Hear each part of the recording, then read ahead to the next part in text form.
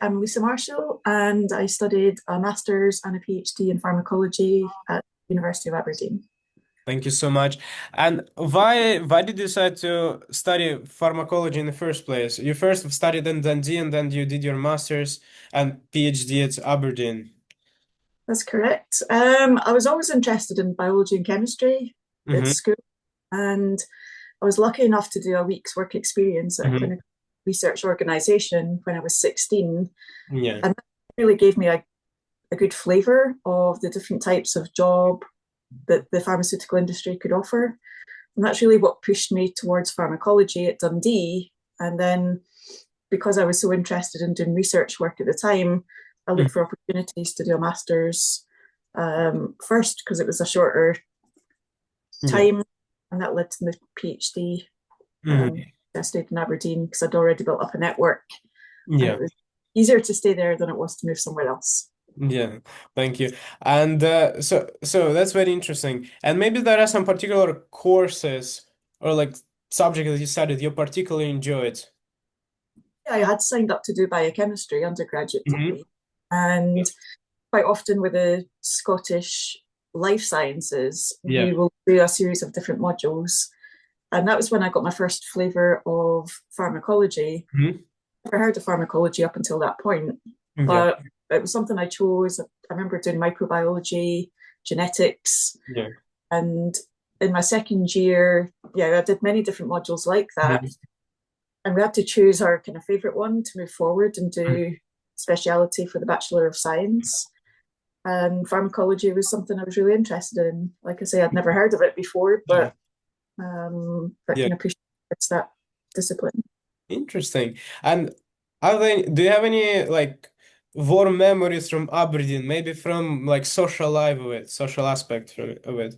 Yeah, absolutely. I mean, I think the location is certainly Mhm. key. You're right on the coast. I remember the Yeah. big promenade that used to go running down.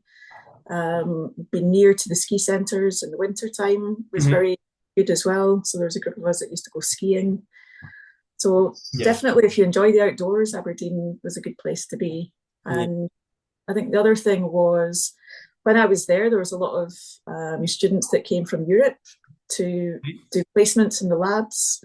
So we got the opportunity as PhD students to supervise and do little mini projects with Yeah. these national students. And that was something that I always really enjoyed. So Hmm. ways of working with different, Yeah. you know, Yeah. different faces all around the world. That's very interesting. And so your career is very impressive. And if you had to summarize it from the moment you got your PhD to the moment in your career right now, what were the key milestones? I would say definitely the postdoc that I did Mhm. in the US. I did want to branch out and do something outside of Scotland when I was finishing my PhD. Um, and I think the opportunities when I was at Aberdeen to present work at international conferences in the US was probably what drove me towards doing a postdoc in the US. But that for me was a huge growth factor because I didn't know what I'd be doing there. I knew it was related somewhat to my PhD work, but I went to a city I'd never been to before. Yeah. Um, I didn't have any family in the US, so I was going to a new place and really having to learn whole new ways of working. So that was definitely a key moment. And then I would say probably becoming a team leader in GlaxoSmithKline. Mhm. So moving from that scientific discipline where you're doing everything to suddenly being a line manager for a team of scientists and physicians, again, is probably another key moment where you can use your expertise to help others and Mhm. coach them. I think was another key point. That's very impressive. And what is your job and responsibilities at the moment? What do you do? So, what do I do on a day to day basis? So, it's interesting because I have returned to GlaxoSmithKline after previously being there for 15 years. So, I had a little step away and worked for another pharmaceutical company. I recently returned to GlaxoSmithKline. So, in a nutshell, what I do is I provide support to some respiratory products which are in development. So they're not available for use in the markets just now, but they are sitting in phase 3 clinical studies. Mm-hmm. I monitor the safety of them. I help prepare reports which need to go to government agencies, answer a lot of queries, but essentially look after what we call the benefit risk profile of those products. Now, the intention is that these products and those clinical studies will read out next year, and we will push forward with a submission in the US and the EU to start with, and hopefully get those products approved so that more people can benefit from them. That's absolutely impressive. And so how do you must work with different teams, yes? What's your advice how to best way to efficiently work within a team, or how to lead a team, how to work Yeah. with people? I mean, you couldn't do the job if you were working independently. These are very much team-driven agendas. We've got to work as a team to understand what each other's expertise are. And these big companies will work globally. So I might work with some clinical colleagues, for example, that are based in the US. I may work with some other people who are based in India. So you have to be very mindful of time zones. I think that'd be the first thing. Yeah. Different people will have different agendas. Different people will have different timelines that they have to work to, different priorities. So I do think it's important to try and get to know people on a personal level, so that you can understand what's driving them, how can they input, what's their timelines that they need to work to, and share experiences. But yeah, it's very much a team effort. So clinical, regulatory, toxicology, clinical pharmacology, these are all people I work with on a day-to-day basis. Yeah. That's a great advice. Thank you. And so if you had to choose maybe one project on one moment on your career that you're the most proud of, what would it be? It's tricky, right? The easy option would be to say when you have a product approved that you've worked on for a few years. I'm going to go slightly differently and not do a direct day-to-day thing. But I've always been involved in what's called STEM, so science, technology, engineering, and maths, and been an ambassador for that.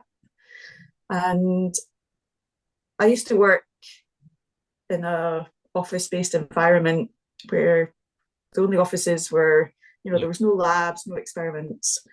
And we used to get asked a lot of times from schools that we visited if there was any opportunities to do work experience.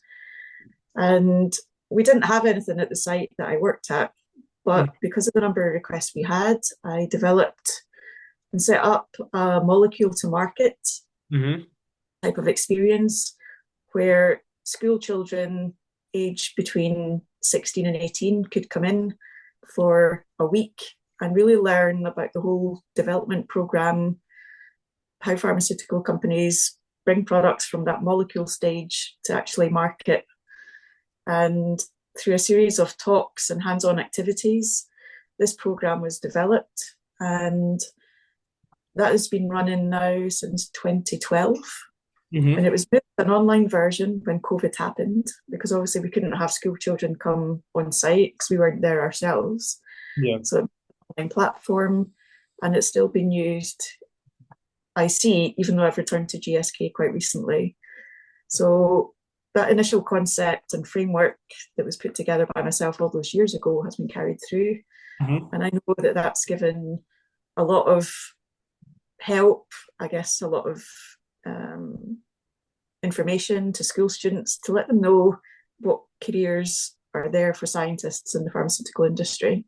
So, wow, that's very interesting. And another question is, how do all these technologies and AI changing the industry? And so how do the pharmaceutical companies implement those technologies? I know, I mean, there's no escaping it. We're all expected to be using AI and get familiar with it now. And I would say that a lot of the manual work that is done in terms of processing information, anybody that uses our products can report what's called an adverse event or a potential side effect.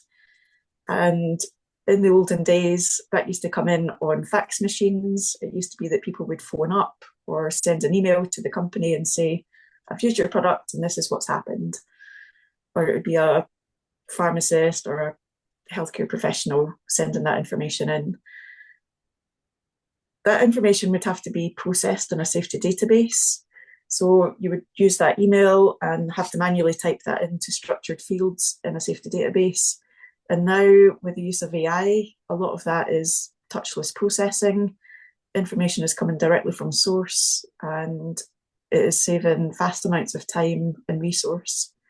So it's one of the ways I would say that AI is definitely helping us out. And I think certainly since COVID, there's been a huge uptake of the numbers of adverse events that we get because patients and people that use our products are more aware of medicines and the potential side effects now. So they're more likely to report things in. So that massive increase in reports that we get is benefited by having AI that's able to process them in an automated way. Mm-hmm. So I'd say that's the obvious answer to the use of AI. Yeah, that's very interesting. Thank you so much. And the next question is, would you say networking is important in your industry and in your career? Sorry, So would you say networking with people is important in your industry and like in absolutely. for your career? Yeah. Yeah, absolutely. I mean, like I said earlier, the stakeholders that we work with, the different functions, we all come together because the drug development process itself is about on average 12 years from initial concept to having a product that's approved.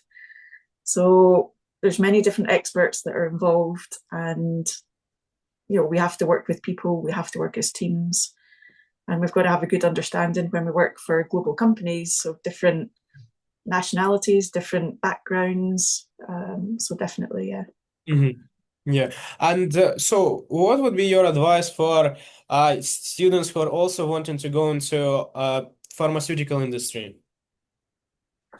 I would say be prepared to start at the bottom. I know that often, you'll see jobs advertised that look for experience. And I think while a lot of those jobs may seem to have disappeared because of the use of AI, for example, be prepared to start at the bottom. Sometimes you've got to be patient, and getting your foot in the door can often be the hardest thing. But once you do have your foot in the door and you've managed to get a position, it's very easy to sometimes move around. So you might not be in the right department that you want to be in or see yourself developing in, but getting your foot in the door, being patient and building up a network is probably something I'd advise, because that job that you're focused on, it might not appear at the time you're actually looking. So Yes, thank you. And another question is, are there any books or podcasts you would recommend or any other resources? It might be career or non-career related. It might be something that like motivates you or inspires you. I'm not really into stuff like that myself. I do find LinkedIn is very helpful in terms of keeping up to date with what's happening in the industry. So I would advise students, if they do use LinkedIn, to sign up to some organizations and keep abreast of things that way. What else could I advise? Even websites like the ABPI, so that's the Association of the British Pharmaceutical Industry. There's a lot of useful information on there. So I would say places like that can offer good advice and good tools. Thank you. And the last question is, what advice would you give to your younger self? That things will work out okay in the end, because there's been a few hurdles in my career. I think graduating with a 2-2 from Dundee was a disappointment for myself, but because I was hoping to go straight in and do a PhD, and you needed a first or a 2-1 for that. But by doing a master's, which was an extra year, that gave me the extra qualifications to then go on and do the PhD. Yes. Um, I obviously did a stint in academia by doing the postdoc, Mm. and that was quite challenging in itself because of the competitiveness of it in order to get grants and to get the funding to carry on that research that you're doing. Mhm. So again, it was moving into the industry, starting at the bottom, with very kind of case processing type roles for the first few years. But again, everything turned out okay. So, sometimes you've got to take a little bit of a knock or things take a bit longer than you expect, but it's okay.